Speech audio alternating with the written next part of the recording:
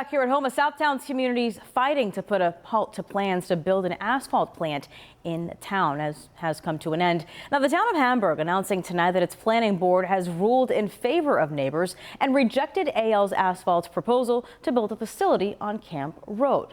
Now, this is a story that we've been following for years, and we know that how important it is for people in Hamburg, the community there, that their voices were heard from the get-go. That's why tonight our Jocelyn Person spoke with neighbors who were relieved that the plans are being scrapped. Town board members who say that the community has their full support, and the attorney representing the community trying to build the plant, who feels that this move is a mistake.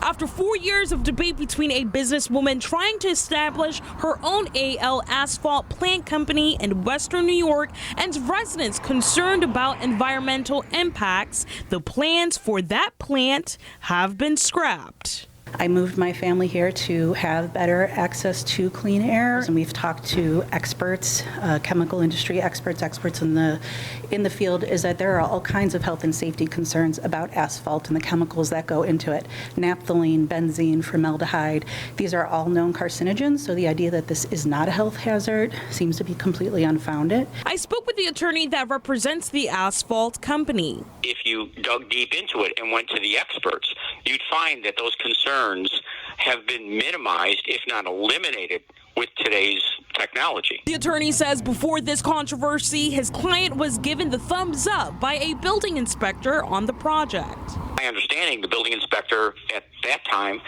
basically told him, yeah, they can go ahead. They need what's called site plan approval. It's my understanding either he retired or he left, and the opposition from the residents comes about, and the politics play into it. I spoke with a few Town of Hamburg council members. They tell me in early January they established a local law that would ban asphalt plants from operating in the town.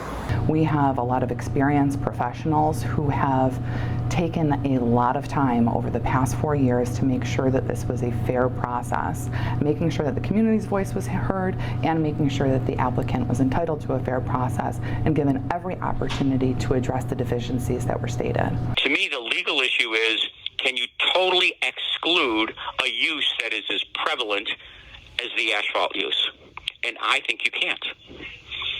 So I think they're making a mistake. I think it's particular to this applicant, and I think it's discriminatory. Others feel that this situation is a prime example of local government listening to the community's voice. Anyone who thinks that the voice of their voice is not heard can look at Hamburg and look at this asphalt plant as a clear example of what can be done with community involvement, active citizens rallying together, voicing their concerns, and public officials backing those concerns and taking the appropriate actions. So what's next for that empty space? And we are hoping that going forward, there will be some kind of positive plan with that property. We're interested to see what will be developed there, and we will be watching, and we will be vigilant, and we will be engaging the community to make sure that whatever happens on that property